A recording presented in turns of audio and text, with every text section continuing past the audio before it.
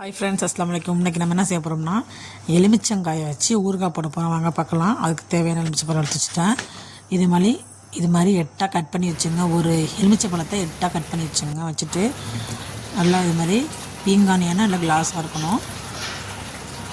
இதில் போட்டு வச்சுங்க. இதில் போட்டு நல்லா உப்பு போட்டு நான் ஒரு வாரம் காய வச்சு எடுத்துக்கிட்டேன். காய வச்சு எடுத்துகிட்டு அதில் 2 ஸ்பூன் போட்டு ஒரு நாள் காய வச்சு எடுத்துட்டேன். நல்லா ஊறி போய் சூப்பராக இருந்துச்சு. இது 3 விதமாக பண்ணலாம். உப்பில் அரிஞ்சு இட்டு சக்கரை வச்சு அவிச்சும் பண்ணுவாங்க. தண்ணியில் போட்டு அவிச்சு எடுத்து காய வச்சு நல்லா காஞ்சதுக்கப்புறமும் ஊறுகாய் போடுவாங்க. நான் பச்சையாக உடனே போட்டேன். நல்லா ஊறிடுச்சு, டேஸ்ட்டாக இருந்துச்சு. மிளகாத்தூள்லாம் போட்டு நல்லா ஊறி தாளிப்பு கொடுத்துருவோம். அதுக்கு சூப்பராக இருந்துச்சு. ட்ரை பண்ணி பாருங்கள். நான் கொஞ்சம் டிஃப்ரெண்ட்டாக பண்ணியிருப்பேன். பாருங்கள், எனக்கு பச்சை மிளகா பூண்டு இதெல்லாம் தேவைங்கிறனால எல்லாத்தையும் போட்டு பண்ணிட்டேன். இது சிம்பிளாக பண்ணுறது தான். நான் கொஞ்சம் 2 விதமாக பண்ணியிருக்கேன். எப்படி செஞ்சேன்னு பாருங்கள்.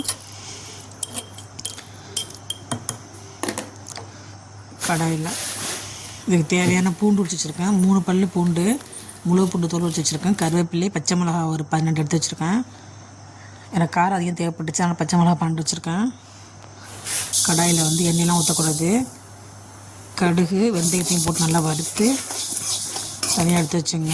மிக்சியில் தனியாக அரைச்சி எடுத்து வச்சுங்க. அப்புறம் மண்சட்டில் தாளிச்சு விடுங்க, சூப்பராக இருக்கும். மண்சட்டில் கடுகு போட்டுட்டு அதிலேயே உரிச்சு வச்ச பூண்டையும் போட்டு நல்லா வதக்கிடுங்க. அதிலே பச்சை மிளகா போடுங்க, கருவேப்பிலையெல்லாம் போட்டு நல்லா அந்த பச்சை வாசனை போகிற அளவுக்கு நல்லா கிண்டி விடுங்க.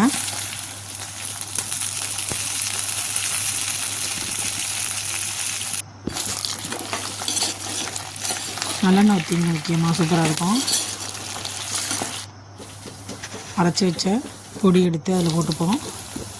போட்டு அந்த எண்ணெயில் நல்லா சுருண்டு எல்லாத்தையும் நல்லா வதக்கி விடுங்க. பெருங்காயத்தூள் அந்த மூடியில் 1/2 மூடி போட்டிருக்கேன். பெருங்காயத்தூள் கரெக்டாக 1 ஸ்பூன் போட்டிருப்பேன். நிறையா பெருங்காயம், நல்லெண்ணெய், பூண்டு, பச்சை மிளகாய் அந்த டேஸ்ட்லாம் நல்லா சூப்பராக இருக்கும்.